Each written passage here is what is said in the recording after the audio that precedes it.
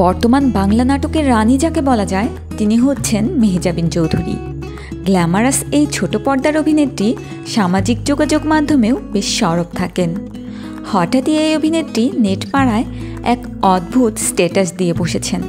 সেখানে তিনি লিখেছেন, সিয়াম আহমেদ যেখানে থাকবে প্লিজ আমাকে সেখানে ডাকবেন না।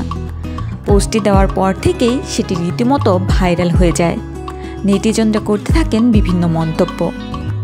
কমেন্ট বক্সে মোহাম্মদ জীবন নামে একজন লিখেছেন, অভিনয়ের এই জগতে আরও কত অভিনয় বাকি আছে।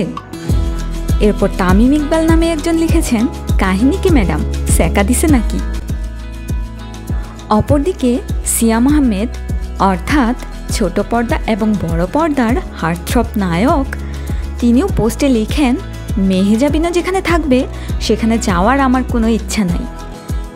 মাহবুবুল আলম সোহাগ নামে একজন কমেন্ট করেছেন, আপনারা কি শুরু করলেন ভাই। এরপর রুহুল কবির রিজভী নামে একজন লিখেছেন, এটা কি নতুন কোনো নাটক।